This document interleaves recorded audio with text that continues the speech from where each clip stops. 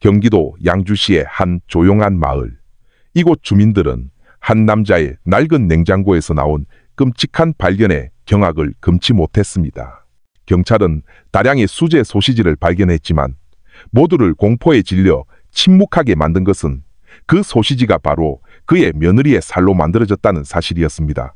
이것은 한 냉혈한 살인마의 잔혹함을 폭로하고 아무도 예상치 못한 인간의 어두운 이면을 드러내는 실제 이야기입니다. 2022년 7월 4일 월요일 아침, 양주경찰서의 분위기는 비교적 한산했습니다. 태양은 막 수평선 위로 떠올라 오랜 가뭄으로 먼지 쌓인 마을길 위로 빛을 쏟아내고 있었습니다. 수사과 대기실에 창백한 얼굴의 한 젊은 남성이 작은 가방을 손에 들고 황급히 들어섰습니다. 그의 숨은 가빴고 잠을 설친 듯 두 눈은 붉게 충혈되어 있었습니다. 마치 쉬지 않고 먼 길을 달려온 것 같았습니다. 그 남자는 자신을 박민준, 30세이라고 소개했습니다. 울산에서 건설 현장 감독으로 일하고 있어 직업 특성상일 이달에 한 번밖에 양주에 있는 집에 돌아오지 못한다고 했습니다. 하지만 그날 아침, 민주는 불안 가득한 목소리로 경찰관 앞에 섰습니다. 그는 가슴 찢어지는 소식을 전하기 위해 이곳에 왔습니다. 그의 아내 김서연, 28세, 흔적도 없이 사라졌다는 것이었습니다. 민주는 더듬거리며 지난 3일 동안 아내 서연과 전혀 연락이 닿지 않았다고 설명했습니다. 그녀의 휴대전화는 계속 꺼져 있었습니다. 평소 그들은 멀리 떨어져 있어도 매일 밤 통화하며 서로의 안부를 묻거나 이제 막 사살이 된 아들 하준이의 목소리를 듣곤 했습니다. 서연이 이렇게 오랫동안 전화를 꺼둔 적은 단 한 번도 없었습니다. 민주는 눈물을 글썽이며 말했습니다. 의심이 커지자 민주는 아내와 아들과 함께 살고 있는 장인에게 연락을 시도했습니다. 이태식 54세. 그는 집에서 수제 소시지와 같은 육가공품을 만들어 파는 상인이었습니다. 하지만 장인의 대답은 민준의 가슴을 더욱 조여왔습니다. 이태식의 말에 따르면 며칠 전 그와 서연이 돈 문제로 다퉜고 서연이 아픈 친정어머니에게 보낼 돈을 요구했다는 것이었습니다. 빚 때문에 힘들었던 이태식은 그 부탁을 거절했고 말다툼 끝에 서연이 화가 난 얼굴로 약간의 옷까지만 챙겨 집을 나갔다는 이야기였습니다. 하지만 민주는 그 말을 믿을 수 없었습니다. 서연이가 하준이를 그렇게 쉽게 버리고 갈 리가 없어요. 우리 아들을 얼마나 사랑하는데요. 아무리 화가 나도 아들을 혼자 두고 갈 만큼 매정한 사람이 아닙니다. 민주는 억눌린 감정으로 쉰 목소리로 말했습니다. 이 기묘한 사건은 즉시 양주경찰서 형사팀의 젊은 형사 최진혁 경위에 관심을 끌었습니다. 그는 실종 신고 접수에는 익숙했지만 어린 아들을 남겨두고 갑자기 사라진 젊은 엄마의 사건은 항상 중요 사건으로 분류되었습니다. 형사의 직감이 그에게 무언가 잘못되었다고 말하고 있었습니다. 이태식의 진술은 처음부터 앞뒤가 맞지 않았습니다. 서연 씨는 왜 중요한 신분증이나 소지품도 없이 집을 나갔을까? 왜 친정에는 아무런 연락도 하지 않았을까? 그리고 가장 의심스러운 점은 이태식은 왜 며느리의 실종에 대해 이토록 이상할 정도로 침착한 태도를 보이는 것일까? 이 모든 것이 큰 의문점을 낳았습니다. 민준 씨의 초조한 모습을 본 최경희는 그를 안심시키려 했습니다. 진정하세요, 박민준 씨. 저희가 신속하게 조사를 진행하겠습니다. 빨리 움직일수록 김서연 씨를 찾을 가능성도 커지니까요. 그 말은 민준에게 큰 힘이 되었습니다. 비록 그의 심장은 여전히 불안하게 뛰고 있었지만 말입니다. 얼마 지나지 않아 최경희가 이끄는 작은 경찰팀이 양주에 있는 민준의 집으로 향했습니다. 이동하는 내내 민준은 침묵을 지키며 고개를 숙인 채 간간히 눈물을 참았습니다. 서연의 얼굴과 하준이의 천진난만한 미소가 머릿속을 맴돌아 그 여정은 끝없이 길게만 느껴졌습니다. 그는 이런 상황으로 양주에 돌아오게 될 줄은 상상도 못했습니다. 휴식을 취하거나 그리움을 달래기 위해서가 아니라 흔적도 없이 사라진 아내의 행방을 찾기 위해서라니. 경찰차가 그들의 작은 집이 있는 골목으로 접어들었을 때 마을의 분위기는 평소와 다름없어 보였습니다. 아이들은 뛰어놀고 아주머니들은 집 앞에서 빨래를 널고 닭 우는 소리가 어우러져 들려왔습니다. 하지만 그 평온함 뒤에는 아직 밝혀지지 않은 어두운 비밀이 숨겨져 있었습니다. 앞으로 몇 시간 안에 온 마을을 뒤흔들고 잊기 힘든 상처를 남길 비밀이. 그 순간부터 단순한 실종 신고로 시작된 사건은 점차 모든 일을 그들이 상상했던 가장 끔찍한 진실로 이끌어갈 미스터리로 가득 찬 어두운 이야기로 변해가고 있었습니다. 최경위가 이끄는 경찰팀은 양주시에 위치한 민준 가족의 작은 집 앞에 차를 세웠습니다. 밖에서 본 집은 평범했습니다. 벽색은 바래기 시작했고 빨랫줄이 있는 작은 마당과 앞에는 이태식이 수제 소시지와 육가공품을 팔 때 사용하는 유리 진열장과 스테인리스 테이블이 있었습니다. 경찰팀이 도착했을 때 이태식은 집 뒤편 닭장에서 닭 모이를 주고 있었습니다. 그는 몸집이 컸고 얼굴은 무뚝뚝해 보였지만 그의 눈에는 순간 당황한 기색이 스쳤습니다. 그는 마른 미소로 그것을 감추려 하며 말을 걸었습니다. 무슨 일인가, 민준이. 경찰까지 데리고 오다니. 민준은 감정을 억누르며 말했습니다. 어머님이 사라진 지 3일이나 됐어요, 아버님. 전 그냥 집을 나갔다는 말을 믿을 수가 없어요. 이태식은 한숨을 쉬며 어쩔 수 없다는 듯한 표정을 지었습니다. 그날 밤 우리 다툰 이후로 화가 나서 집을 나가버렸으니 나도 답답할 노릇이다. 거실에서 그는 서연의 친정어머니에게 보낼 돈 문제로 다퉜던 이야기를 반복할 뿐 새로운 내용은 없었습니다. 하지만 그의 지나치게 침착한 태도는 최경희의 의심을 더욱 키웠습니다. 그 후 팀은 서연의 침실을 조사했습니다. 옷장은 약간 비어있는 것처럼 보였지만 화장대 위에는 결혼 예물함이 그대로 놓여 있었습니다. 서랍 안에는 주민등록증, 건강보험증, 그리고 현금이 들어있는 서연의 지갑이 온전히 남아 있었습니다. 최경위에게는 돈 문제로 집을 나간 아내가 모든 귀중품을 그대로 두고 갔다는 것이 전혀 이치에 맞지 않았습니다. 그때 방구석에서 하준이가 장난감 자동차를 가지고 놀고 있었습니다. 아이는 제복을 입은 사람들을 신기한 듯 쳐다보았습니다. 최경희는 아이 근처에 쪼그려 앉아 부드러운 목소리로 물었습니다. 하준아, 요즘 엄마가 어디 놀러 데려가 줬어? 아이는 고개를 저었습니다. 그럼 하준이는 엄마 어디 갔는지 알아? 아이는 잠시 놀이를 멈추더니 천진난만하게 대답했습니다. 엄마 자요. 오래오래 자요. 방 전체가 침묵에 잠겼습니다. 민주는 걱정스러운 얼굴로 돌아보았고 이태식의 표정은 굳어졌습니다. 그는 이내 어색하게 웃으며 상황을 수습하려 했습니다. 애가 뭘 알겠습니까? 아마 외할머니 댁에 가서 잔다는 뜻이겠죠. 하지만 최경희에게 사살 아이의 순수한 말은 중요한 단서가 될 수 있었습니다. 아이들은 단순한 일에 대해 좀처럼 거짓말을 하지 않습니다. 그는 그 말을 마음속에 새겼고 이 집에 무언가 숨겨져 있다는 확신을 더욱 굳혔습니다. 다른 방들을 조사했지만 별다른 흔적을 찾지 못한 채 팀은 집 앞마당으로 나왔습니다. 최경희는 잠시 가만히 있어서 이제는 거대한 비밀을 품고 있는 듯한 작은 집을 바라보았습니다. 이태식의 지나치게 침착한 태도, 남겨진 귀중품과 중요 서류들, 그리고 하준이의 천진난만한 말까지 모든 것이 서연이 결코 이 집을 떠나지 않았다는 사실을 가리키고 있었습니다. 최경희는 민준에게 돌아섰습니다. 이 근처에 집 쪽을 향하고 있는 CCTV가 있는 이웃집이 있습니까? 민준은 길 건너편을 가리켰습니다. 네, 저기 건축 자재가게 하시는 박 사장님 댁이요. 그 집 카메라가 우리 집 대문 쪽을 바로 비추고 있어요. 최경유의 눈이 즉시 빛났습니다. 그것이 바로 결정적인 허점이었습니다. 만약 서연이 정말 집을 나갔다면 카메라에 그 모습이 찍혔을 것입니다. 만약 찍힌 영상이 없다면 이태식의 이야기는 전부 거짓말이 됩니다. 팀이 박 사장님 댁으로 향하는 동안 이태식은 현관에 서서 알 수 없는 표정으로 그들을 지켜볼 뿐이었습니다. 민주는 최경희 옆에서 희망과 두려움이 뒤섞인 채 걸었습니다. 오래오래 자요라는 하준이의 말이 귓가에 계속 맴돌았습니다. 최경희의 머릿속에서는 정보의 조각들이 맞춰지기 시작했습니다.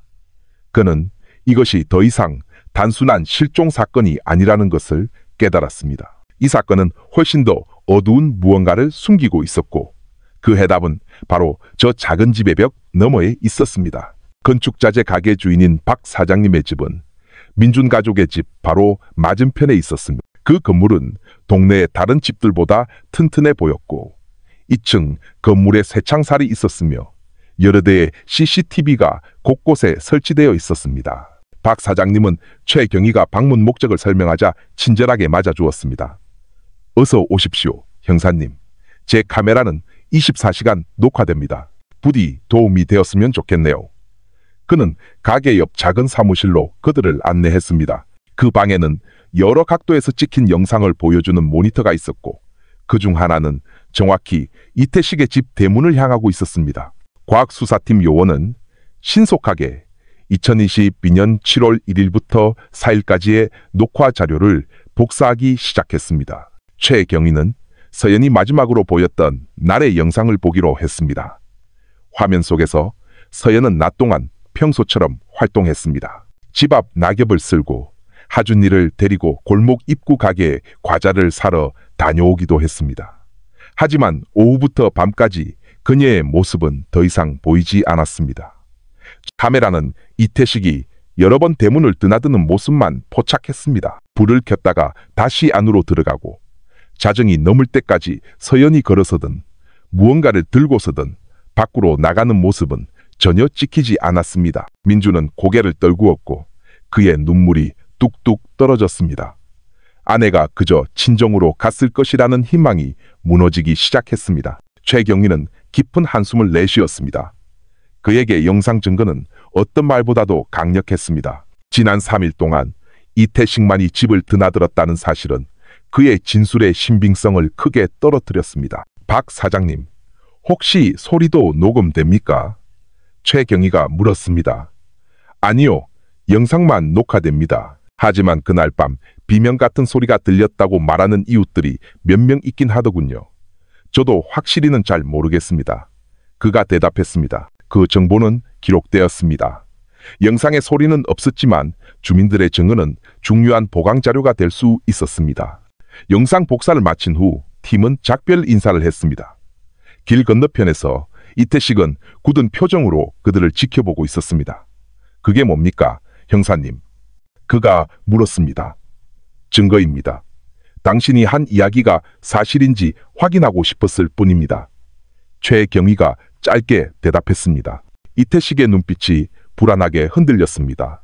그는 집 앞에 카메라가 자신이 만든 거짓말을 무너뜨릴 수 있다는 것을 잘 알고 있었습니다. 그날 밤 영상을 확보한 후 팀은 양주경찰서에서 다시 한번 영상을 검토했습니다. 매 순간이 세밀하게 분석되었습니다. 낮부터 새벽까지 서연은 정말로 대문을 통해 밖으로 나간 적이 없었습니다. 반면 이태식은 무언가를 들고 집 뒤편으로 향하는 모습이 여러 번 포착되었지만 항상 혼자였습니다. 퍼즐 조각들이 점차 명확해졌습니다. 서연은 다툼이 있었던 그날 밤 이후로 집을 떠난 적이 없었습니다. 그렇다면 그녀는 살아있든 죽었든 여전히 그 집 안에 있을 가능성이 매우 높았습니다. 다음 날인 7월 5일 최경희는 조사 결과를 보고했습니다. 확실한 CCTV 증거를 바탕으로 그는 집에 대한 정밀 수색 영장을 신청했습니다. 영장은 즉시 발부되었습니다. 그 결정을 들은 민주는 오랫동안 말이 없었습니다. 수사가 진전된 것에 대한 안도감과 그곳에서 무엇을 발견하게 될지에 대한 두려움이 공존했습니다. 반면 이태식은 평소처럼 행동하려 애썼습니다. 그는 여전히 집 앞에서 소시지를 팔았지만 손님들을 건성으로 대했습니다. 그의 얼굴은 굳어 있었습니다. 한 손님이 왜 소시지 주문이 갑자기 취소되었냐고 묻자 이태식은 기계가 고장났다고 둘러댔습니다. 하지만 그의 옛 직원의 말에 따르면 기계는 여전히 잘 작동하고 있었습니다. 최경희에게는 모든 조각이 한 방향을 가리키고 있었습니다. CCTV 영상, 남겨진 귀중품과 서류, 하준이의 순수한 말, 그리고 기계 고장에 대한 거짓말까지 모든 것이 서연이 집을 떠나지 않았으며 이태식이 무슨 일이 일어났는지 알고 있다는 것을 시사했습니다. 저녁이 가까워지자 수색 준비가 시작되었습니다. 과학수사팀은 혈흔을 찾는 루미놀 시약을 포함한 특수 장비를 가져왔습니다. 전략은 명확했습니다. 이태식이 증거를 인멸할 기회를 주지 않기 위해 그를 집에서 격리시키는 것이었습니다. 밤이 서서히 양주 마을에 내려앉았습니다. 밖에서 본 이태식의 집은 고요했습니다. 판매대는 닫혀 있었지만 관련된 모든 사람들은 저 평범한 집벽 너머에 거대한 비밀이 숨겨져 있다는 것을 알고 있었습니다. 그리고 그 비밀을 풀 열쇠는 길 건너편 CCTV의 눈, 결코 거짓말하지 않는 그 눈에서 비롯되었습니다. 그날 오후 2022년 7월 양주 마을의 분위기는 갑자기 변했습니다. 여러 대의 경찰차가 민준 가족의 집 앞에 멈춰섰습니다. 흰색 방호복을 완전히 갖춰 입은 과학수사대원들이 차에서 내렸습니다. 주민들이 길가에 모여들기 시작했고 몇몇은 호기심에 찬 목소리로 수군거렸습니다. 그동안 이태식은 성실한 수재 소시지 상인으로 알려져 있었습니다. 누가 그의 집이 오늘의 중심이 될 것이라고 생각이나 했을까요? 수색이 시작되기 전 최경희는 공식적으로 수색 영장을 제시했습니다. 이태식은 추가 진술을 위해 경찰서로 연행되었고 집은 비어있는 상태가 되었습니다. 민주는 굳은 얼굴로 최경희 옆에 서서 대원들의 모든 발걸음을 주시했습니다. 수색은 화장실에서 시작하여 부엌으로 마지막으로 작업실로 이어졌습니다. 최경희는 팀에게 체계적으로 움직일 것을 지시했습니다. 집 뒤편의 화장실은 지나치게 깨끗했습니다. 바닥은 번쩍였고 세정제 냄새가 여전히 진동했습니다. 한 대원이 벽과 바닥에 루미놀 시약을 뿌린 뒤 불을 껐습니다. 그러자 배수구 근처에서 희미한 청록색 빛이 나타났습니다. 혈흔입니다. 한 대원이 속삭였습니다. 지워졌지만 흔적은 남아있습니다. 민주는 눈을 감았고 그의 손이 가늘게 떨렸습니다. 최경희는 그에게 진정하라는 신호를 보냈습니다. 화장실에서 팀은 집 뒤편 부엌으로 이동했습니다. 화학 약품의 톡 쏘는 냄새가 여전히 코를 찔렀습니다. 몇 가지 사항이 기록되었지만 주된 관심은 소시지 작업실로 향했습니다. 그 방은 정돈되어 있었습니다. 스테인리스 작업대, 커다란 칼들, 플라스틱 통, 그리고 방구석에는 산업용 고기 분쇄기가 놓여 있었습니다. 하지만 유독 눈에 띄는 것은 분쇄기의 금속 표면이 비정상적으로 반짝인다는 점이었습니다. 마치 여러 번 반복해서 닦은 것처럼 평소에는 이 기계가 이렇게 깨끗하지 않았어요. 증인으로 참석한 이태식의 옛 직원이 덧붙였습니다. 네, 형사님. 그런데 이틀 전부터 이태식 사장님이 기계가 고장났다고 해서 생산을 멈췄어요. 과학수사대원들은 서둘러 분쇄기 사진을 찍은 후 덮개를 열고 분쇄축을 꺼냈습니다. 바로 그때 분위기가 순식간에 긴장으로 가득 찼습니다. 칼날 사이에서 여러 가닥의 검고 긴 머리카락이 발견되었습니다. 그리고 희미한 붉은색의 작은 섬유 조각도 함께 붙어 있었습니다. 옛 직원은 입을 막았고 그의 얼굴은 창백해졌습니다. 민주는 힘없이 주저앉아 감정을 주체하기 어려워했습니다. 이거 전부 확보해. 최경희의 목소리가 날카롭게 울렸습니다. 머리카락과 섬유 조각 증거는 특수 비닐봉지에 담겨 라벨이 붙고 밀봉되었습니다. 칼날과 분쇄축 역시 증거물로 수거되었습니다. 대원들은 방구석의 냉동고도 열었습니다. 안에는 판매 준비가 된 포장된 소시지가 있었지만 라벨이 평소와 달랐습니다. 글씨가 급하게 쓴 것처럼 보였습니다. 연구실에서 추가 검사를 위해 기록되었습니다. 집 밖에서는 구경꾼들이 점점 더 많아졌습니다. 이태식의 집에서 끔찍한 일이 일어났다는 소문이 빠르게 퍼져나갔습니다. 한때 존경받던 그의 이름은 이제 공포에 찬 속삭임이 되었습니다. 수색이 끝났을 때 최경희는 집 앞에 서서 그 작은 집을 바라보았습니다. 모든 구석이 평범해 보였지만 그곳이 어두운 진실을 품고 있다는 것은 명백했습니다. 수집된 증거는 즉시 연구실로 보내졌습니다. 만약 결과가 예상대로 나온다면 이태식에게는 더 이상 부인할 방법이 없을 것이었습니다. 민준이 다가와 신 목소리로 물었습니다. 형사님, 이건 서연이가... 최경희는 그를 바라보았습니다. 아직 단정할 수 없습니다. 연구실 결과가 나올 때까지는요. 하지만 믿으세요. 저희가 모든 것을 밝혀낼 겁니다. 그날 오후 증거물이 과학수사 차량에 실리는 동안 양주의 하늘은 어두워지기 시작했습니다. 건조한 바람이 불어와 오싹한 분위기를 자아냈습니다. 이태식의 집은 더 이상 단순한 소시지, 장수의 집이 아니었습니다. 그것은 곧 풀리게 될 미스터리의 조용한 증인이었습니다. 수색 이틀 후 양주 경찰서의 분위기는 긴장감으로 가득했습니다. 수사팀 사무실은 사건 현장 사진과 화이트보드에 붙은 메모들로 어수선했습니다. 팀원 모두가 단 한 가지를 기다리고 있었습니다. 바로 국립과학수사연구원의 감식 결과였습니다. 이태식의 집에서 압수한 증거물들, 그날 정, 호, 국과수에서 공식적으로 밀봉된 갈색 봉투가 도착했습니다. 최경희는 직접 봉투를 받아 회의실로 들어갔습니다. 그는 천천히 봉투를 열고 분석 결과 서류를 뚫어지게 쳐다보았습니다.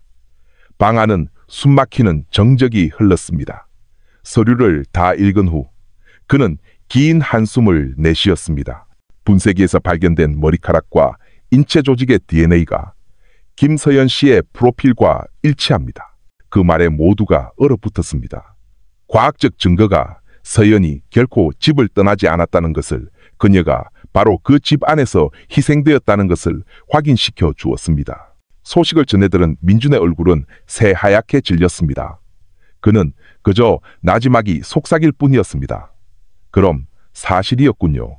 서연이는 다시 돌아오지 않는 거였어요. 그는 힘없이 주저앉아 거의 일어서지 못했습니다. 더 이상의 말은 필요 없었습니다. 모두가 그 순간 그의 심정이 얼마나 산산조각 났을지 알 수 있었습니다. 한편 이태식은 조사실에서 여전히 혐의를 부인하고 있었습니다. 그는 쇠의자에 앉아 손을 깍지 낀 채 허공을 응시했습니다. 저는 아무것도 모릅니다. 말다툼 후에 서연이는 집을 나갔어요. 억지로 뒤집어 씌우지 마시오. 그가 무미건조하게 말했습니다. 최경희가 감식 결과가 담긴 파일을 들고 들어왔습니다. 그는 이태식의 맞은편에 앉았습니다. 그의 시선은 칼날처럼 날카로웠습니다. 이태식 씨, 증거가 말해주고 있습니다. 당신의 분쇄기에서 나온 머리카락과 인체 조직의 DNA가 김서연 씨의 것과 일치합니다. 이제 누구도 이 사실을 부인할 수 없습니다. 이태식의 얼굴이 굳어졌습니다. 그는 반박하려 애썼습니다. 그건 실수일 수도 있어. 그 머리카락은 서연이가 부엌일을 도울 때 떨어졌을 수도 있는 거고, 당신들은 너무 성급하게 단정하고 있어. 최경희는 몸을 앞으로 숙였습니다.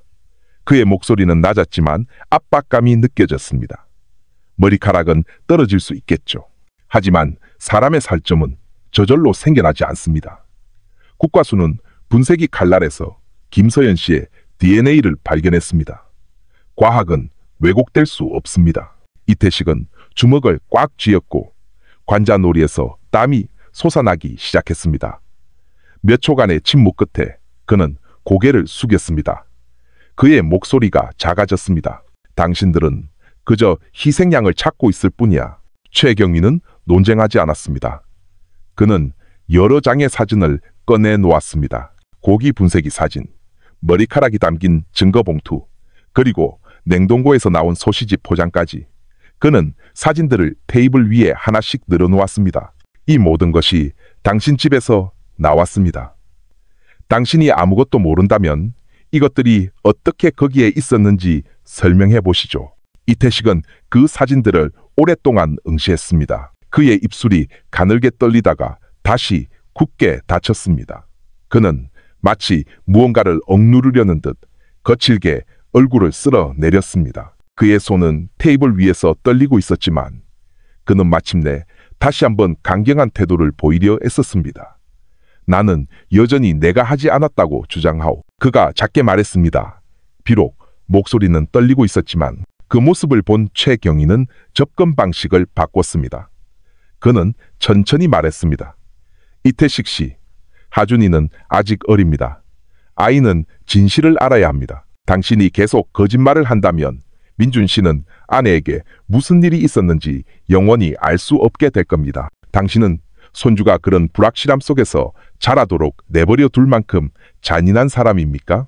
그 말에 이태식은 이전보다 더 오랫동안 침묵했습니다. 그는 고개를 숙였고 어깨가 미세하게 떨렸습니다. 하지만 경찰관이 기록을 하려 하자 그는 깊은 숨을 들이쉬며 다시 강한 척하려 했습니다.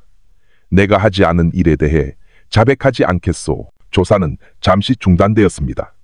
이태식은 방에 홀로 남겨져 텅 빈 벽을 응시했습니다. 그의 몸은 굳어 있었습니다. 밖으로 나온 최경희의 표정은 심각했습니다. 기다리고 있던 민준이 급히 물었습니다. 어떻게 됐습니까? 최경희는 그의 어깨를 가볍게 두드렸습니다. 그의 벽에 금이 가기 시작했습니다. 믿으세요. 진실은 영원히 숨길 수 없습니다. 그날 밤 수사팀은 새로운 전략을 세웠습니다. 이태식은 여전히 버티고 있었지만 그들은 그의 시간이 얼마 남지 않았다는 것을 알고 있었습니다. 증거가 말을 하기 시작했을 때 거짓말은 단지 피할 수 없는 것을 미루는 행위에 불과했습니다. 다음 날 아침 양주경찰서는 다시 분주해졌습니다. 연구실 결과는 명확했지만 이태식은 여전히 혐의를 부인했습니다. 수사팀은 그의 거짓말의 벽을 무너뜨릴 새로운 결정타가 필요하다는 것을 알았습니다.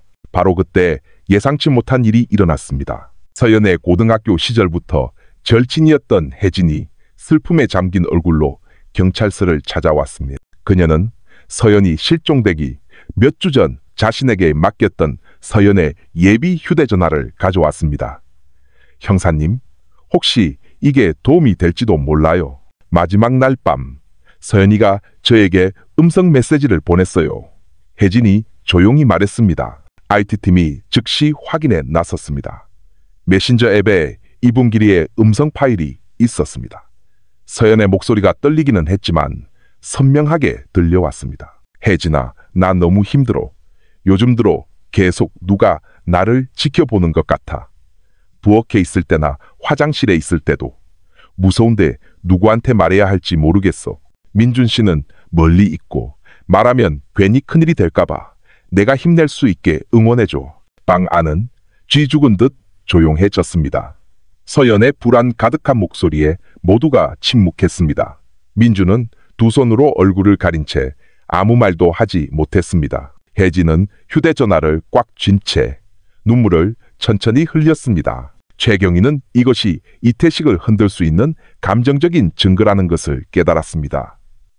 그는 음성 파일 4본을 가지고 조사실로 들어갔습니다.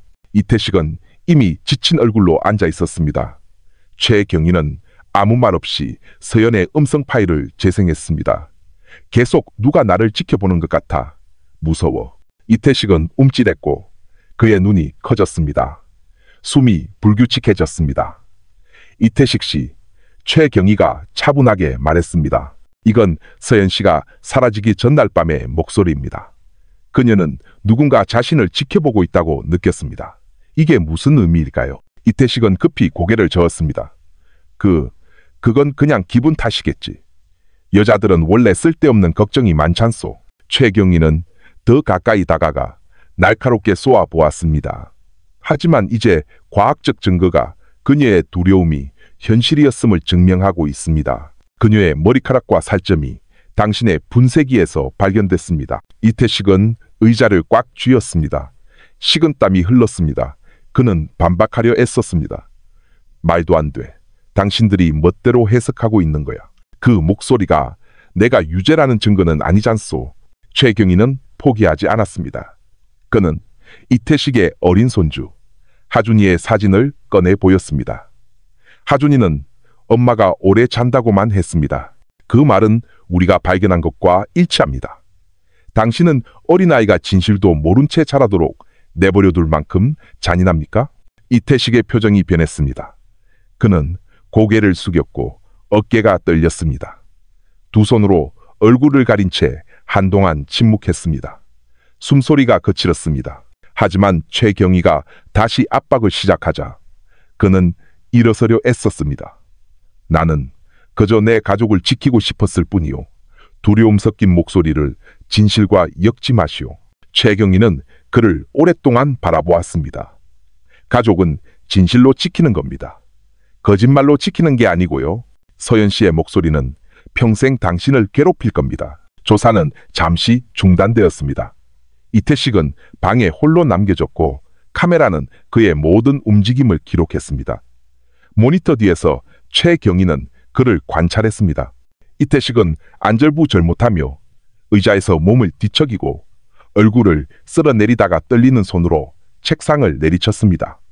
그가 무너지고 있어 최경희가 동료에게 속삭였습니다. 음성 메시지가 그의 방어막을 뚫었어. 내일은 모든 증거를 동원해서 동시에 압박할 거다. 밤이 지나고 경찰서의 불빛은 여전히 밝았습니다. 거짓말을 지키려는 자와 진실을 밝히려는 자 사이에 심리전이 계속되고 있었습니다. 내일이 결정적인 날이 될 것이었습니다. 7월 9일 아침 양주경찰서 조사실은 평소보다 더 진지하게 준비되었습니다. 모든 증거가 테이블 위에 질서정연하게 놓여 있었습니다. DNA 일치를 명확히 보여주는 국과수 감식 결과, 이태식의 집에서 압수한 증거물 사진, 두려움으로 가득 찬 서연에 떨리는 음성 메시지, 그리고 그날 밤 비명을 들었다는 이웃들의 증언까지 최경희는 오늘이 전환점이 되어야 한다고 결심했습니다. 이태식은 수갑을 찬 채 들어왔습니다. 그의 얼굴은 수척했고 눈은 퀭했지만 여전히 허리를 꼿꼿이 세우며 태도를 유지하려 애썼습니다. 지난 며칠 동안 그는 침묵을 지켰고 그의 몸은 더 이상 부인할 힘도 없는 듯 지쳐 보였습니다. 최경희는 차분하지만 날카로운 목소리로 조사를 시작했습니다. 그는 모든 증거가 명백하며 거짓말은 그의 상황을 악화시킬 뿐이라고 강조했습니다. 그는 천천히 국과수 감식 결과 파일을 펼치고 서연의 음성 메시지를 다시 틀었습니다. 차가운 조사실벽 너머에서 새어나오는 듯 불안 가득한 젊은 여성의 목소리가 희미하게 울려 퍼졌습니다. 그 후 최경희는 천진난만한 미소를 지으며 마치 엄마가 어디 있는지 묻는 듯한 이태식의 어린 손주 하준이의 사진을 꺼내들었습니다. 이태식은 오랫동안 고개를 숙이고 앉아 있었습니다. 그의 손은 꽉 쥐어져 있었고 숨을 거칠게 몰아쉬었습니다. 처음으로 그는 서둘러 고개를 들어 부인하지 않았습니다. 조사실은 벽시계의 초침 소리만이 똑딱거릴 뿐 깊은 침묵에 잠겼습니다. 그 침묵 속에서 그는 거의 자신에게 말하듯 중얼거렸습니다. 아내가 세상을 떠난 후 그의 삶이 공허하게 느껴졌다고. 최경희는 그 틈을 놓치지 않았습니다. 그는 조금 더 다가가 서연이 사라진 그날 밤 실제로 무슨 일이 있었는지 이야기해달라고 요청했습니다. 마침내 이태식은 쉰 목소리로 그날 밤 자신과 서연이 격렬하게 다퉜다고 시인했습니다. 서연은 비명을 질렀고 그는 이웃들이 들을까봐 두려웠다고 했습니다. 그는 단지 그 소리를 멈추게 하고 싶었을 뿐인데 그의 손이 너무 거칠었고 순식간에 모든 것이 너무 늦어버렸다는 것을 깨달았다고 했습니다. 그 말들은 후회로 가득 찼지만 진실로 향하는 길을 열기에는 충분히 명확했습니다. 최경희는 말을 끊지 않고 모든 말이 있는 그대로 흘러나오도록 두었습니다. 그 후에 무엇을 했냐는 질문에 이태식은 거칠게 얼굴을 쓸어내렸습니다. 그는 단지 두려웠고 정신이 혼미했으며 그 이후에 한 모든 일은 오직 두려움 때문이었다고 말했습니다. 그는 말을 멈췄고 어깨가 미세하게 떨렸습니다. 이전과 같은 강한 부인은 더 이상 없었습니다. 그것은 아직 완전한 자백은 아니었지만 그가 쌓아 올린 거짓말의 벽이 무너지기 시작했다는 것을 보여주기에는 충분했습니다. 최경희는 앞에 파일을 닫고 오늘은 여기까지 하자고 말했습니다. 그는 이태식에게 내일 다시 이야기할 것이며 이제는 모든 진실을 말해야 할 때라고 확인시켜 주었습니다. 이태식은 그저 가볍게 고개를 끄덕였고 그의 얼굴은 지친 기색이 역력했습니다. 조사실 밖에서 민주는 질문 가득한 눈으로 기다리고 있었습니다. 그는 아무 말도 할 수 없었고 그의 시선은 문에 고정되어 있었습니다. 최경희가 그에게 다가가 어깨를 두드리며 말했습니다. 이태식 씨가 입을 열기 시작했습니다. 비록 모든 진실이 아직 밝혀지지 않았지만 민주는 고개를 떨구었고 그의 눈물은 소리 없이 흘러내렸습니다.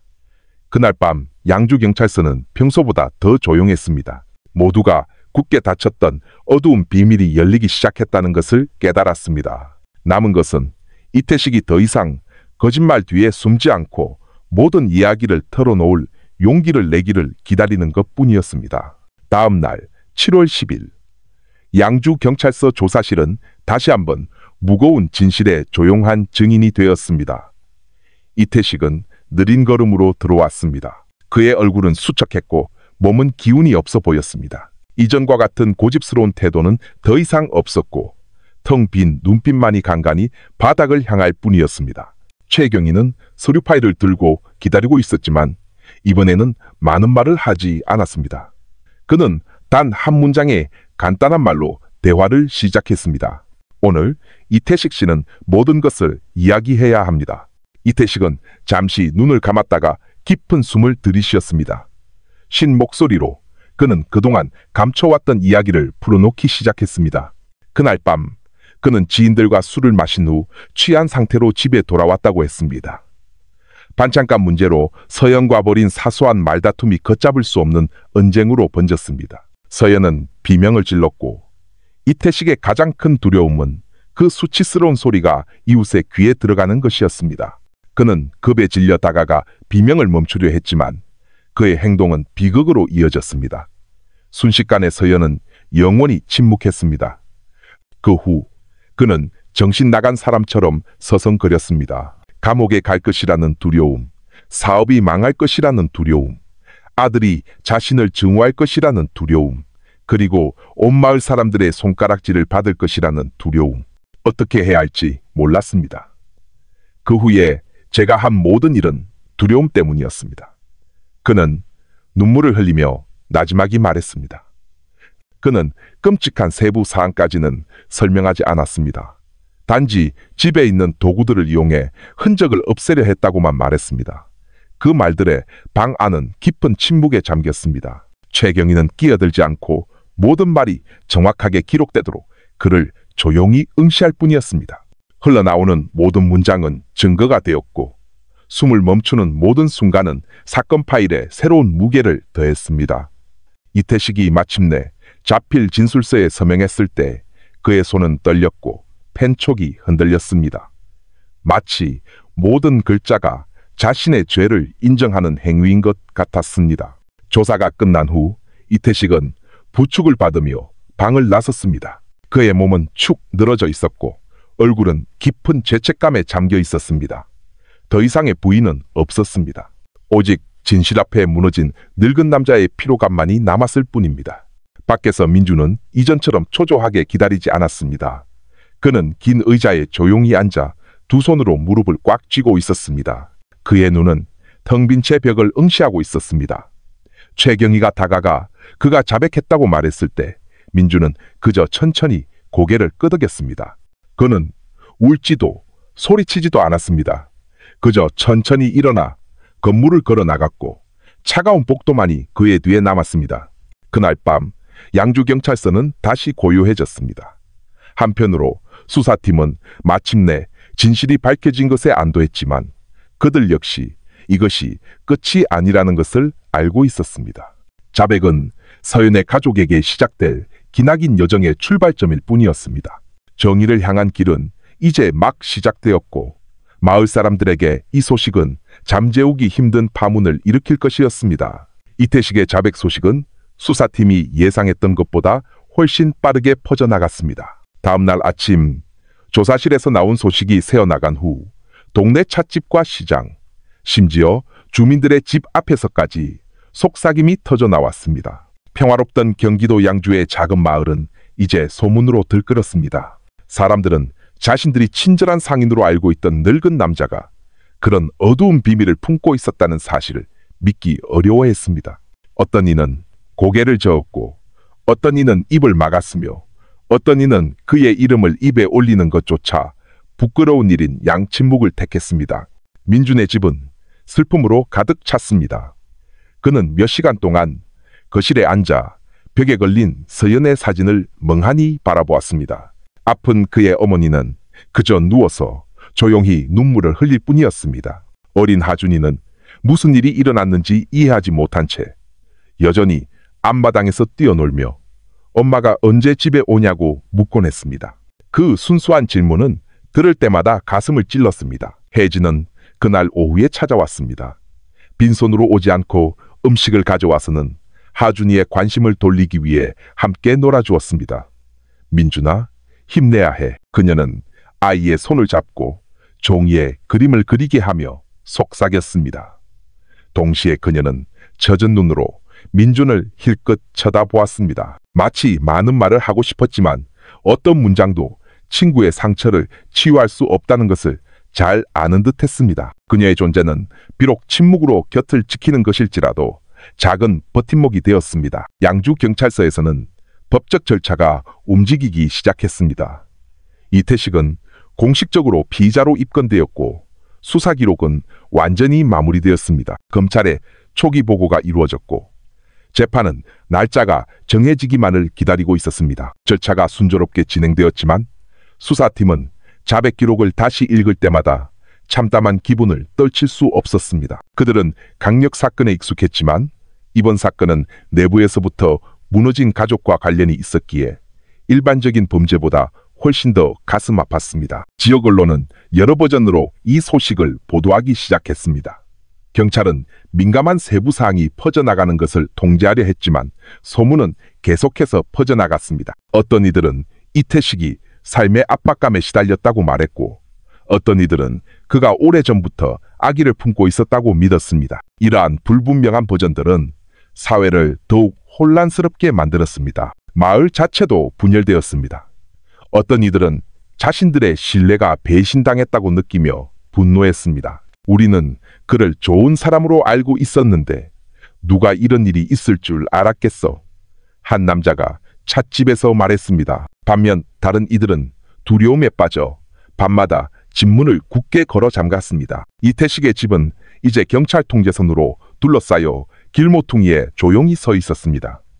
그것은 온 마을을 뒤흔든 비극의 조용한 상징이 되었습니다. 지나가는 아이들은 걸음을 재촉하며 쳐다보기를 꺼렸습니다. 민준에게 매일은 끝없는 시련이 되었습니다. 그는 어머니를 돌보고 하준이를 키워야 했으며 동정 가득한 시선과 멈출 수 없는 주민들의 속삭임에 맞서야 했습니다. 그의 밤은 악몽으로 가득했고 잠에서 깰 때마다 그는 숨막히는 침묵만을 마주해야 했습니다. 그의 마음속으로는 여정이 아직 멀었다는 것을 알고 있었습니다.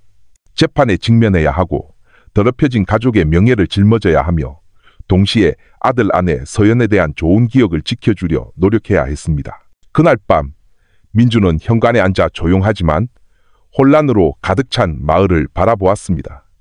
멀리서 주민들의 목소리가 희미하게 들려왔습니다. 반신반의하는 목소리들. 평화롭던 마을은 이제 두려움과 분노로 균열이 갔습니다. 모두가 알고 있었습니다. 다음 단계는 더 이상 경찰서에 있지 않다는 것을. 그것은 법정에 있었고 바로 그곳에서 모든 시선이 정의가 실현될 수 있을지를 지켜볼 것이었습니다. 2022년 8월 20일 이태식의 자백 한 달 후 의정부 지방법원의 법정은 아침부터 사람들로 가득 찼습니다. 주민들은 몰려들었고 어떤 이는 호기심에 어떤 이는 속삭임만 듣던 진실을 직접 눈으로 확인하고 싶어서 왔습니다. 경찰은 법정이 너무 붐비지 않도록 문 앞에서 줄을 정리하며 보안을 유지했습니다. 분위기는 무거웠고 모든 대화는 긴장감에 의해 끊겼습니다. 민주는 혜진과 함께 맨 앞줄에 앉아 있었습니다. 그의 얼굴은 창백했고 눈은 퀭했으며 머리는 헝클어져 있었습니다. 그는 밤새 거의 잠을 못 이루고 오늘을 어떻게 마주해야 할지 생각만 했습니다. 혜진은 말없이 힘을 주려는 듯 그의 손을 꽉 잡았습니다. 그들 뒤에는 분노, 실망, 그리고 불신이 뒤섞인 표정의 몇몇 이웃들이 앉아 있었습니다. 연문이 열리고 이태식이 들어오자 법정 전체가 순간 조용해졌습니다. 늙은 남자는 느리게 걸었고 얼굴은 수척했으며 눈은 깊이 꺼져 있었습니다. 주민들이 알던 위험 있는 남자의 모습은 더 이상 없었습니다. 오직 무거운 짐을 짊어진 연약한 몸만이 있을 뿐이었습니다. 그는 피고인석에 앉아 누구도 쳐다보지 않고 손을 테이블 위에 가만히 두었습니다. 판사가 들어오고 법봉이 울리자 재판이 시작되었습니다.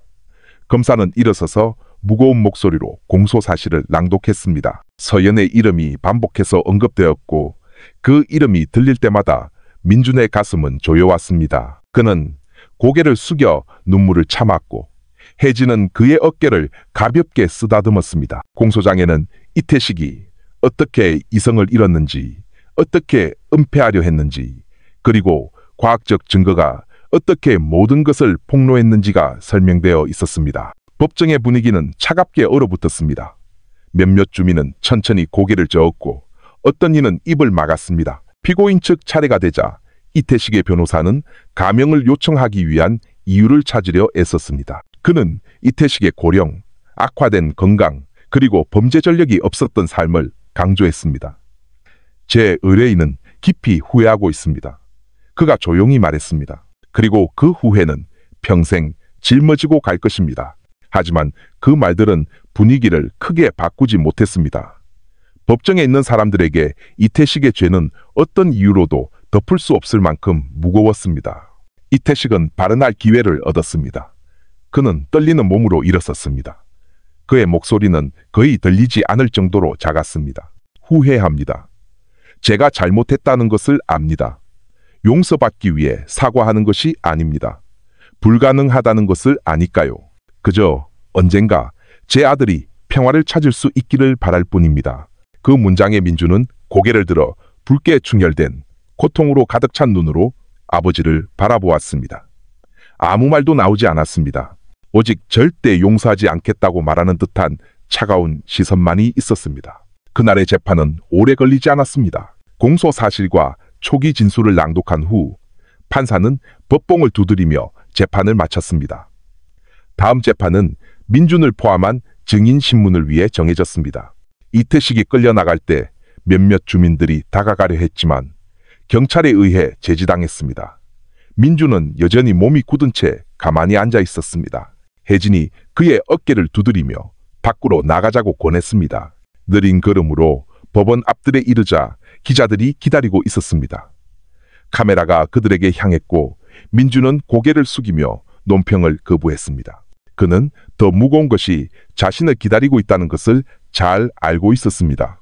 그것은 플래시 세례가 아니라 다음 주에 판사 앞에 서서 자신의 아버지에 대해 증언해야 한다는 사실이었습니다. 그날 밤 마을은 첫 재판에 대한 짧은 이야기로 다시 시끄러워졌습니다. 하지만 민준에게는 판사의 법봉 소리가 여전히 귓가에 맴돌았습니다. 그는 이 여정이 이제 막 시작되었으며 이제는 자신의 가족 비극 이야기의 결말을 결정할 법적 절차의 일부가 되었다는 것을 알았습니다. 두 번째 재판은 공소사실 낭독 일주일 후에 열렸습니다. 의정부 지방법원 법정은 다시 한번 사람들로 붐볐습니다. 어쩌면 처음보다 더 많았을지도 모릅니다. 모두가 오늘 이 증인이 소환될 차례라는 것을 알고 있었습니다. 분위기는 긴장되었고 속삭임은 마치 모두가 증언자의 입에서 나올 진실을 듣기 위해 기다릴 수 없다는 듯 날카로운 시선과 뒤섞였습니다. 민준이 첫 번째로 소환되었습니다. 그는 창백한 얼굴, 굳은 몸, 그리고 밤샘으로 붉게 충혈된 눈으로 앞으로 나아갔습니다. 선서를 한 후 그는 증인석에 앉았습니다. 검사는 간단한 질문으로 시작했습니다. 그가 서연과 마지막으로 통화한 것이 언제인지, 아버지와 아내의 관계에 대해 무엇을 알고 있었는지, 그리고 서연의 실종 소식을 들었을 때 어떻게 느꼈는지. 민준의 목소리는 떨렸지만 단호했습니다. 그는 서연이 사랑이 넘치는 아내였고 결코 아이를 버릴 수 없는 엄마였다고 말했습니다. 마지막 통화에서 그녀의 목소리는 평소와 같았다고 했습니다. 3일 후 그녀는 사라졌습니다. 무언가 잘못되었다는 것을 알았습니다. 그가 나지막이 말했습니다. 검사가 그의 아버지에 대해 묻자 민준은 오랫동안 침묵한 후 말했습니다. 전혀 예상하지 못했습니다. 하지만 증거 앞에서 눈을 감을 수는 없었습니다. 그 말에 법정 전체가 조용해졌습니다. 모두가 자신의 혈육을 상대로 증언해야 하는 아들의 무거운 심정을 느낄 수 있었습니다. 피고인 측 변호사는 오해가 있을 수 있다며 압박하려 했습니다. 민준이 실제로 무슨 일이 있었는지 모를 가능성이 있다는 것이었습니다. 하지만 민주는 짧게 대답했습니다. 저는 단지 서연이를 위한 정의를 원합니다. 설령 제 아버지가 범인이라 할지라도 법이 심판하기를 바랍니다. 그의 말은 명확하게 울려 퍼졌고 많은 이들이 동정심에 고개를 숙였습니다. 민준 다음에는 혜진의 차례였습니다. 긴장했지만 그녀는 또렷한 목소리로 말했습니다. 그녀는 어린 시절부터의 우정, 최근 몇 달간 서연의 태도 변화, 그리고 서연이 집안에 무언가 잘못되었다고 암시했던 것에 대해 이야기했습니다. 그녀가 받았던 서연의 음성 메시지가 다시 한번 재생되었습니다.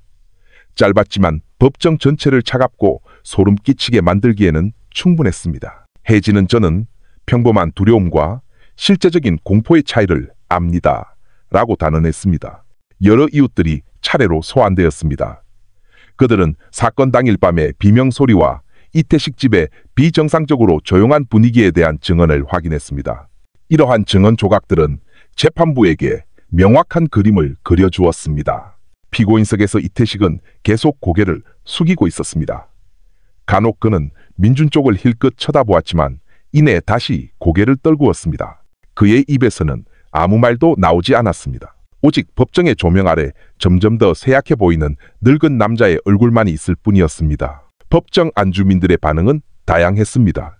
어떤 이는 눈물을 참았고 어떤 이는 고개를 저으며 나지막이 속삭였으며 어떤 이는 여전히 진실을 받아들이기 어려운 듯 텅 빈 눈으로 응시했습니다. 모두가 자신들의 작은 마을에서 일어날 것이라고는 상상도 못했던 일을 보고 있는 듯한 기분이었습니다. 모든 증인이 증언을 마친 후 판사는 재판을 마쳤습니다. 재판은 다음 주 검사의 최종 변론으로 계속될 것입니다. 그가 법봉을 두드리기 전에 말했습니다.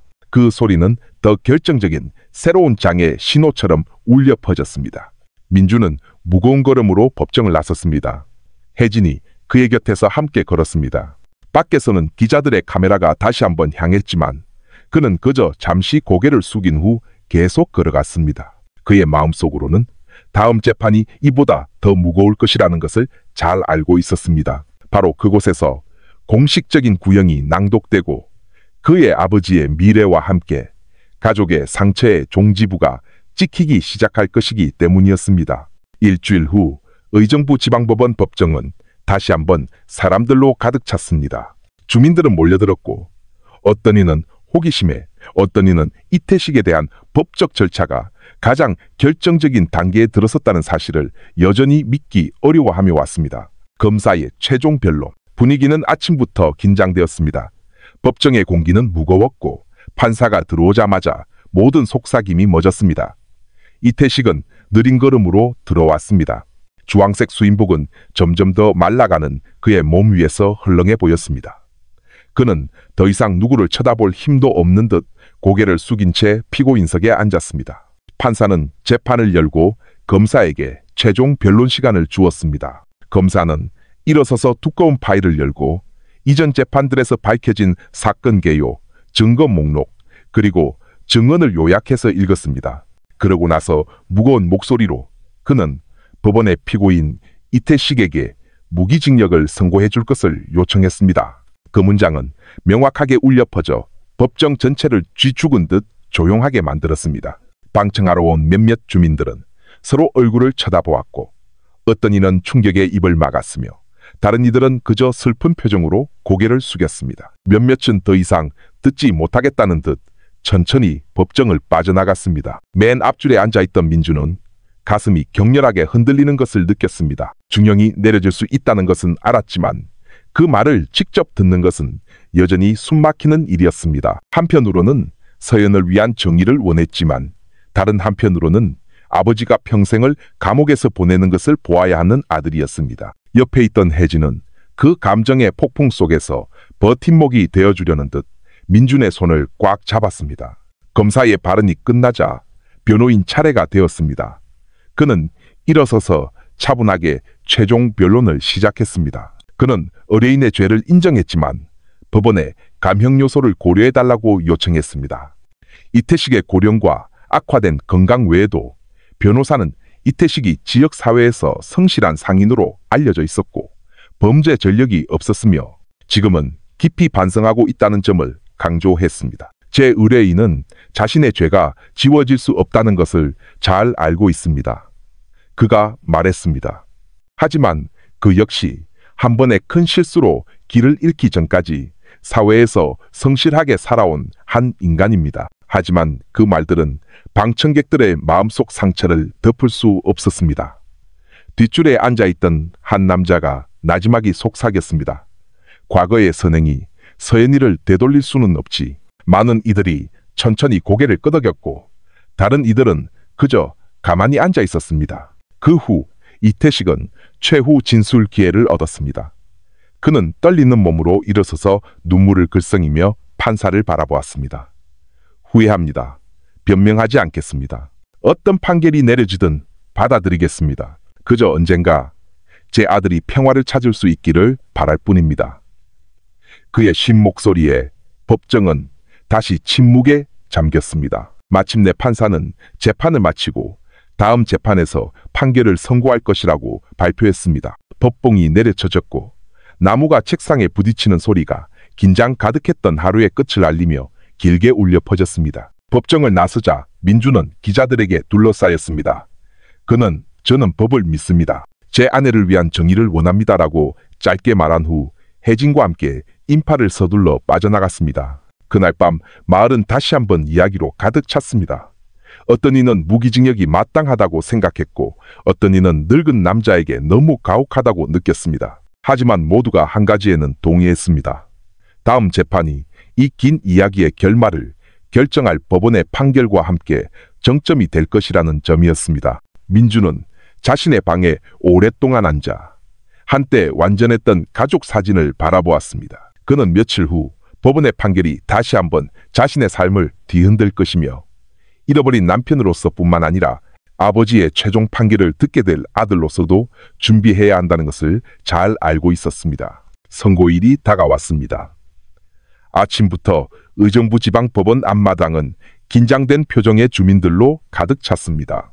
어떤 이는 나무 아래 긴 의자에 앉아 있었고 어떤 이는 무리를 지어서서 나지막이 속삭였습니다. 마치 모두가 그 중요한 순간을 놓치고 싶지 않은 것 같았습니다. 기자들의 카메라는 건물 앞에 줄지어 서서 이태식 사건 이야기의 결말이 될 순간을 기다리고 있었습니다. 민주는 혜진과 함께 도착했습니다. 그의 얼굴은 창백했고 눈은 지난 몇 밤 동안 거의 잠을 자지 못해 멍했습니다. 그의 마음속에는 서연에게 정의가 실현되기를 바라는 마음과 자신의 아버지가 피고인석에 앉아있다는 고통 사이에서 설명하기 어려운 갈등이 있었습니다. 혜진은 그들이 법정으로 들어가기 전 그의 어깨를 가볍게 두드렸습니다. 판사가 들어오자마자 분위기는 깊은 침묵에 잠겼습니다. 이태식은 피고인석에 앉기 위해 안으로 들어왔습니다. 그의 몸은 더욱 쇠약해 보였고 어깨는 축 처져 있었으며 얼굴은 지친 기색의 주름으로 가득했습니다. 그는 더 이상 싸우려 하지도 어디를 쳐다보려 하지도 않았습니다. 그저 고개를 숙인 채 자신의 남은 인생을 결정할 판결을 기다릴 뿐이었습니다. 판사는 판결문 파일을 열었습니다. 그의 목소리는 차분했지만 단호했습니다. 그는 법적 근거, 과학적 증거, 증인들의 증언, 그리고 피고인 자신의 자백을 낭독했습니다. 판사는 이태식의 나이와 건강, 그리고 그의 반성을 강조한 변호인의 진술도 언급했습니다. 그 모든 것이 고려되었지만 범행의 심각성은 어떤 가명 사유보다도 컸습니다. 그리고 마침내 그 문장이 울려 퍼졌습니다. 피고인 이태식을 무기징역에 처한다. 법봉이 책상에 부딪히는 소리가 길게 울렸습니다. 법정은 잠시 침묵에 잠겼다가 다양한 반응으로 터져 나왔습니다. 어떤 이는 안도의 한숨을 내쉬었고 어떤 이는 얼굴을 가렸으며 어떤 이는 결국 이라고 나지막이 속삭였습니다. 민주는 잠시 눈을 감고 밀려오는 감정의 파도를 억눌렀습니다. 눈물이 걷잡을 수 없이 흘러나왔습니다. 그는 안도해야 할지 아니면 가슴이 찢어져야 할지 알 수 없었습니다. 서연이 마침내 정의를 얻었다는 것에 대한 안도감, 아버지가 남은 생을 철창 뒤에서 보내야 한다는 것에 대한 찢어지는 마음, 혜진은 그의 손을 낚아채 그가 쓰러지지 않도록 꽉 쥐게 했습니다. 이태식 자신은 담담한 얼굴로 판결을 들었습니다. 부인도 비명도 없었습니다. 그는 그저 모든 길이 이 지점에서 끝났다는 것을 받아들이는 듯 천천히 고개를 끄덕일 뿐이었습니다. 그의 눈은 민준을 향해 잠시 스쳤습니다. 그 눈빛에는 해석하기 어려운 무언가가 담겨 있었습니다. 후회, 너무 늦어버린 사랑, 아니면 그저 부서진 영혼의 피로감이었을까? 민준은 시선을 마주했습니다. 이번에는 분노가 없었습니다. 오직 흐르는 눈물만이 있을 뿐이었습니다. 판사는 마지막 법봉을 두드리며 재판을 마쳤습니다. 주민들은 일어나기 시작했고 어떤 이는 정의가 마침내 실현되었다고 속삭였으며 어떤 이는 남은 생을 감옥에서 보내야 할 옛 이웃을 생각하며 여전히 슬픔에 잠겨 있었습니다. 법정 밖에서 기자들이 서둘러 민준을 에워쌌지만 이번에는 긴 말을 하지 않았습니다. 판결이 나왔습니다. 그가 짧게 말했습니다. 저는 이제 아들과 조용히 살고 싶을 뿐입니다. 그러고 나서 그는 여전히 곁을 지키는 혜진과 함께 인파를 뒤로 하고 떠났습니다. 그날 밤 양주 마을은 조용했습니다. 이전과 같은 떠들썩한 소문은 더 이상 없었습니다. 주민들은 그저 짧게 이야기를 나눈 후 각자의 일상으로 돌아갔습니다. 그들에게 이 사건은 법적으로 끝이 났습니다. 하지만 민준의 마음속에서 여정은 아직 멀었습니다. 그는 서연없이 아들을 키워야 했고 결코 아물지 않을지도 모를 상처를 치유해야 했으며 이제는 무기수가 된 아버지의 모습을 간직해야 했습니다. 집의 작은 방에서 민준은 서연의 사진을 다시 한번 바라보았습니다. 정의는 왔어. 그가 나지막이 속삭였습니다. 하지만 난 아직도 당신이 그리워. 그의 눈물이 흘러내렸지만 이번에는 이전처럼 혼란스럽지 않았습니다. 비록 희미했지만 이 기나긴 비극이 법의 눈앞에서 마침내 종지부를 찍었다는 안도감이 있었습니다. 판사의 법봉이 울린 지 몇 주 후 양주 마을의 삶은 서서히 다시 흘러가기 시작했습니다. 하지만 모두가 알고 있었습니다. 이 마을은 결코 예전과 같을 수 없다는 것을. 이태식의 사건은 그의 가족뿐만 아니라 그 법적 절차의 증인이었던 모든 주민들에게 긴 흔적을 남겼습니다. 민준은 집으로 돌아와 어린 아들과 함께 새로운 삶을 정리하려 애썼습니다. 매일 아침 그는 간단한 아침 식사를 준비하고 아들을 앞마당에서 놀게 했습니다. 아이의 얼굴은 종종 멍했고 마치 여전히 엄마를 찾는 듯 했습니다. 때때로 아이는 순진하게 물었습니다. 아빠, 엄마는 언제 와요? 그 질문은 항상 민준의 가슴을 조여왔습니다. 그는 눈물을 참고 부드럽게 대답했습니다. 엄마는 하늘나라에 계셔. 아가, 저 위에서 항상 우리 아들을 지켜보고 계실 거야. 민준의 밤은 외로움으로 가득했습니다. 서연의 웃음소리는 더 이상 없었고 집안을 가득 채우던 음식 냄새는 기억으로만 남았습니다. 하지만 그가 포기하려 할 때마다 혜진이 힘이 되어 주었습니다. 그녀는 자주 찾아와 아이를 돌봐주고 음식을 준비해 주거나 심지어 그냥 친구가 되어 앉아 있어 주었습니다. 민준아, 너 혼자 아니야. 어느 날 오후 그들이 현관에 앉아 있을 때 그녀가 말했습니다. 삶이 힘들겠지만 너에겐 아들이 있고 내가 항상 곁에 있을게. 그 말들은 결코 마르지 않는 상처의 약이 되었습니다. 주민들 역시 서서히 일상으로 돌아왔습니다. 어떤 이들은 그 사건을 기억에서 지우고 싶은 듯 더 이상 이야기하지 않으려 했지만 어떤 이들은 여전히 이야기했습니다. 다만 더 낮은 목소리로 자신들이 오랫동안 알던 사람이 어떻게 그런 끔찍한 일을 저지를 수 있었는지에 대한 놀라움으로 가득 차서 이태식의 이름이 언급될 때마다 분위기는 즉시 조용해졌습니다. 몇몇 이웃들은 민준에게 힘을 주려 애썼습니다. 자네는 강한 아들이야. 한 노인이 찻집에서 말했습니다. 과거가 자네의 미래를 망치게 두지 말게. 아이를 돌봐주거나 너무 외로운 밤에 친구가 되어주겠다고 제안하는 사람들도 있었습니다. 그들의 지지는 민준의 마음을 조금이나마 가볍게 해주었지만 그는 마음의 치유에는 아직 오랜 시간이 필요하다는 것을 알고 있었습니다. 어느 일요일 민준은 아들을 데리고 서연의 묘지에 갔습니다. 그들은 소박한 꽃을 묘비 위에 놓았습니다. 아이가 물었습니다. 아빠, 엄마가 여기에 누워 있어요? 민주는 떨리는 목소리로 고개를 끄덕였습니다. 아가, 엄마가 여기에 계셔. 우리 엄마가 평안하시도록 기도하자. 그러자 아이는 작은 눈을 감고 순진하게 기도했습니다. 민준의 눈물이 흘러내렸지만 그 눈물 뒤에는 새로운 강인함이 생겨나고 있었습니다. 그는 서연이 평안히 지켜볼 수 있도록 아들을 최선을 다해 키우겠다고 다짐했습니다. 혜진도 그 방문에 함께했습니다.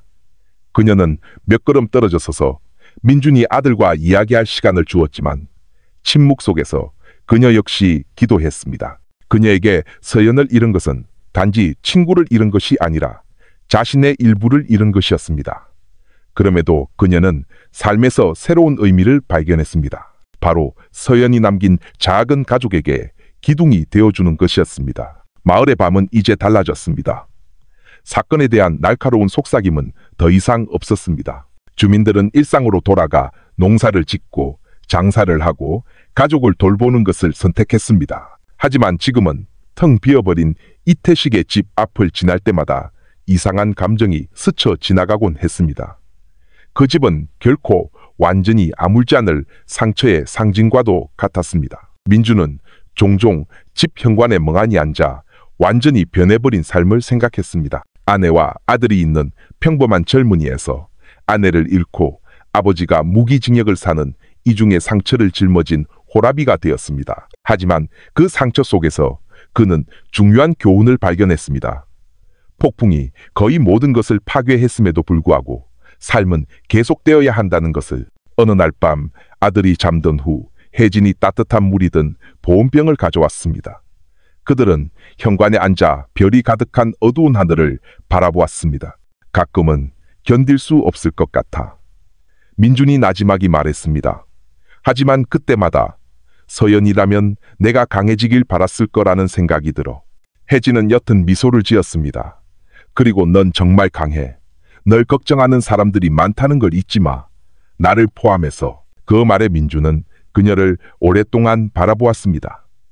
밤의 고요함 속에서 그는 마치 새로운 빛이 서서히 자신의 삶에 들어오는 것을 느꼈습니다. 서연을 대신할 수는 없겠지만 그럴 수 있는 사람은 아무도 없으니까 미래가 생각만큼 어둡지 않을 수도 있다는 희망을 주었습니다. 양주에서 시간은 계속 흘러갔습니다. 주민들은 삶을 이어갔고 아이들은 여전히 마당에서 뛰어놀았으며 닭은 매일 아침 울었고 시장은 여전히 활기찼습니다. 하지만 그 모든 것 뒤에 이태식과 서연의 이야기는 이 작은 마을의 작은 역사의 일부로 영원히 남을 것입니다. 어둠이 가장 예상치 못한 곳에서 나타날 수 있다는 것과 진정한 강인함은 상실로 인해 파괴된 후에도 일어설 수 있는 사람들에게 있다는 것을 상기시켜주는 이야기로 민주는 아들의 침대 옆에서 간단한 기도로 하루를 마감했습니다. 하느님, 이 아이를 잘 키울 수 있는 힘을 주소서. 서연의 사랑의 유산을 지킬 수 있도록 도와주소서. 그 기도를 하며 그는 눈을 감고 내일을 마주할 준비를 했습니다. 상처는 여전히 남아 있었지만 그 상처 뒤에서 인내는 자라나기 시작했습니다. 장마가 양주에 내리기 시작했습니다. 매일 아침 나무 잎에는 이슬이 맺혔고 부슬부슬 내리는 빗소리가 지붕을 두드렸습니다. 시간은 계속 흘러 모두를 한때 온 마을을 뒤흔들었던 재판의 소용돌이에서 서서히 멀어지게 했습니다. 하지만 그 흔적은 법원에만 남은 것이 아니라 그것을 직접 겪었던 사람들의 마음속에도 남아 있었습니다. 민주는 이제 매일을 더 평온하게 보냈습니다. 상처는 사라지지 않았지만 그는 그것을 받아들이는 법을 배우기 시작했습니다. 아들을 볼 때마다 그는 일어서서 계속 살아갈 이유를 찾았습니다. 아들의 순수한 미소는 사랑이 사라진 것이 아니라 그 사랑의 결실 속에서 여전히 살아 숨쉬고 있다는 것을 상기시켜 주었습니다. 혜진은 여전히 친구이자 지지자로서 곁을 지켰습니다. 그녀는 민준이 그 비극을 잇는 것이 쉽지 않다는 것을 알았지만 인간은 서로 돕고 의지하며 살아남는다는 것도 알고 있었습니다. 우리가 삶의 시련을 선택할 수는 없어. 어느 날 오후 그녀가 말했습니다. 하지만 어떻게 이겨낼지는 선택할 수 있어. 그 말은 민준의 마음속 깊이 새겨졌습니다. 주민들 역시 서서히 균형을 되찾았습니다. 그들은 더 이상 소문으로 수군거리지 않았고 이태식의 이름이 언급될 때면 오히려 침묵을 지켰습니다. 동정과 두려움이 섞여 있었지만 대부분은 감사함이었습니다. 정의가 실현된 것에 대한 감사, 인간의 마음을 결코 헤아릴 수 없다는 귀중한 교훈을 얻은 것에 대한 감사, 그리고 가족을 돌보는 것, 사랑, 그리고 소통이 결코 소홀히 할 수 없는 것임을 배운 것에 대한 감사였습니다. 이 사건 이후 마을의 많은 부모들이 자녀에게 더 많은 관심을 기울이고 가족과 더 가까워졌으며 관계를 유지하는 데 더 신중해졌습니다. 그들은 외로움이나 원한이 삶을 지배하도록 내버려 두면 순식간에 삶이 무너질 수 있다는 것을 깨달았습니다. 민준에게 이 여정은 단지 상실에 관한 것이 아니라 새로운 의미를 발견하는 것이기도 했습니다. 그는 정의가 쓰라릴 수 있지만 그것이 없다면 상처는 결코 치유될 수 없다는 것을 배웠습니다. 그는 삶이 항상 계획대로 되는 것은 아니지만 기도, 지지, 그리고 진정한 사랑 뒤에는 여전히 강인함이 숨어 있다는 것을 배웠습니다. 비가 세차게 내리고 바람이 부는 고요한 밤, 민주는 종종 집 현관에 앉아 어두운 하늘을 바라보았습니다. 그는 눈물과 함께 서연을 생각했지만 옅은 미소도 지었습니다. 나 괜찮을 거야. 그는 마치 아내의 영혼에게 말하듯 속삭였습니다. 당신이 늘 그랬던 것처럼 사랑으로 우리 아들을 잘 돌볼게. 이태식, 서연, 그리고 민준의 이야기는 그 작은 마을 역사의 일부가 되었습니다. 고통스럽고 어두운 이야기였지만 사랑, 책임, 그리고 인내의 의미에 대한 귀중한 교훈이기도 했습니다. 상처는 영원히 남을지 모르지만 바로 그 상처를 통해 인간은 더 강해지는 법을 배웁니다. 이 이야기를 듣는 분들께 우리가 이 교훈을 삶에 적용할 수 있기를 바랍니다. 아주 작은 범죄라도 방치하면 인생 전체를 파괴할 수 있습니다. 가족 내에서의 정직, 사랑, 그리고 소통은 흔들릴 수 없는 기반입니다. 그리고 시련이 아무리 힘들어도 우리가 사랑과 정의를 굳게 지킨다면 항상 다시 일어설 길이 있습니다. 이야기는 여기서 끝나지만 그 교훈은 계속됩니다. 우리 가족을 지킵시다. 우리가 가진 사랑을 보살핍시다. 결국 진실한 사랑과 평화로 가득 찬 가정보다 더 귀중한 것은 없으니까요. 존경하는 청취자 여러분, 우리가 방금 함께한 이야기는 아마도 무겁고 상처로 가득하며 마음에 많은 질문을 남겼을 것입니다. 하지만 바로 이 쓰라린 이야기를 통해 우리는 삶, 가족, 사랑의 의미와 인간으로서 우리가 서로를 어떻게 보살펴야 하는지에 대한 귀중한 교훈을 배울 수 있습니다. 우리는 종종 바쁜 일상 속에서 관심이 필요한 마음이 있다는 것, 따뜻한 인사를 기다리는 가족이 있다는 것, 포옹을 기다리는 어린아이가 있다는 것, 그리고 우리의 말을 들어주길 바라는 배우자가 있다는 것을 잊곤 합니다. 삶의 많은 비극은 종종 소홀히 여겨진 작은 것들에서 시작됩니다. 사소한 다툼, 털어놓지 못한 외로움, 그리고 세상 일에 바쁘다는 핑계로 서서히 벌어진 거리에서 민준의 가족에게 일어난 이야기는 사랑과 소통이 제대로 관리되지 않을 때 관계가 얼마나 연약한지를 보여주는 예입니다. 상처받는 것은 한 사람만이 아닙니다. 온 가족이 무너지고 심지어 온 마을이 흔들리기도 합니다. 이 지점에서 우리는 우리 가정을 돌보는 것이 얼마나 중요한지 알 수 있습니다. 물리적인 것뿐만 아니라 정신적으로도 말입니다. 부모로서 우리는 자녀들에게 좋은 본보기가 되었는지 되돌아봅시다. 우리는 그들이 좋은 환경에서 자랄 수 있도록 사랑과 인내, 그리고 진심을 보여주었습니까? 가족은 아이가 정직, 책임, 그리고 사랑의 의미를 배우는 첫 번째 학교이기 때문입니다. 가족이 보호막이 되어주지 못하면 잔혹한 바깥 세상은 그들의 영혼을 쉽게 파괴할 수 있습니다. 배우자로서 우리는 상대방의 말을 진정으로 들어주었는지 자문해 봅시다. 우리는 사소해 보이지만 실제로는 큰 의미를 지니는 작은 관심을 보여주었습니까? 너무 늦을 때까지 기다리지 마십시오. 같은 지붕 아래에 있으면서도 사랑하는 사람이 외로움을 느끼게 두지 마십시오. 자녀로서 우리는 부모님을 존경하되 잘못된 일이 있을 때 눈 감지 맙시다. 존경이 방치를 의미하는 것은 아닙니다. 사랑이 진실을 감추는 것을 의미하는 것도 아닙니다. 때로는 더 큰 선을 지키기 위해 고통스럽더라도 진실을 말할 용기가 필요합니다. 형제 자매 여러분, 이 인생은 짧습니다. 우리가 사랑하고 용서하고 바로잡을 시간이 얼마나 남았는지 알 수 없습니다. 그러니 망설이지 마십시오. 아직 하지 못한 말이 있다면 오늘 하십시오. 아직 망설이는 포옹이 있다면 지금 하십시오.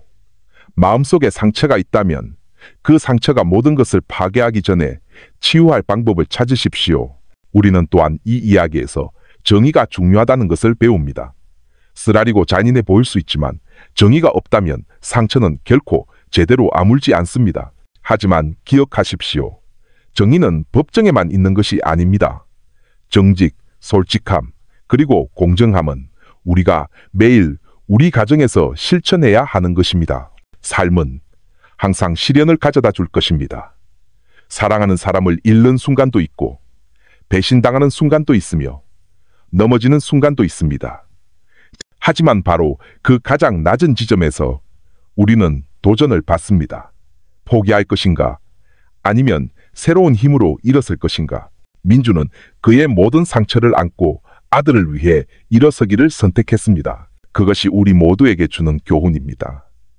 아무리 힘들어도 계속 살아갈 이유는 항상 있다는 것을. 형제자매 여러분, 우리 가족을 보살핍시다. 우리가 가진 사랑을 비록 작고 소박할지라도 가꿉시다. 사랑으로 가득 찬 가정은 온기 없이 텅 빈 막대한 재산보다 훨씬 더 가치 있기 때문입니다. 서로를 일깨워주고 서로를 지지하며 서로에게 힘이 되어줍시다. 만약 오늘 당신이 지치고 외롭다고 느낀다면 기억하십시오. 당신은 결코 혼자가 아닙니다. 항상 걱정하는 사람이 있습니다. 마음을 열고 그들에게 손을 내밀어 사랑이 다시 들어오도록 허락하십시오. 그리고 만약 당신이 온전한 마음으로 이 이야기를 듣고 있다면 감사하십시오. 오늘 밤 사랑하는 사람을 안아주십시오. 항상 곁에 있어준 사람들에게 감사하다고 말하십시오. 비극이 우리에게 사랑이 인생에서 가장 위대한 선물이라는 것을 상기시켜 줄 때까지 기다리지 마십시오. 마지막으로 저는 모든 시청자분들이 이 이야기를 통해 함께 배우기를 제안하고 싶습니다. 이 이야기를 우리가 같은 실수를 반복하지 않도록 상기시켜주는 계기로 삼읍시다. 이 이야기에서 무엇이 당신의 마음을 가장 울렸습니까? 댓글 창에 여러분의 생각을 공유해 주세요. 나눔은 우리가 서로에게 힘이 되어주는데 도움이 될 것입니다. 이 이야기가 유익하다고 느끼셨다면 좋아요를 누르는 것을 잊지 마시고 이 채널이 계속해서 의미 있는 이야기를 만들 수 있도록 구독과 알림 설정을 부탁드립니다. 끝까지 들어주셔서 감사합니다. 여러분과 여러분의 가족 모두 건강하고 진실한 사랑으로 가득하기를 바랍니다. 다음 이야기에서 다시 뵙겠습니다. 문이야.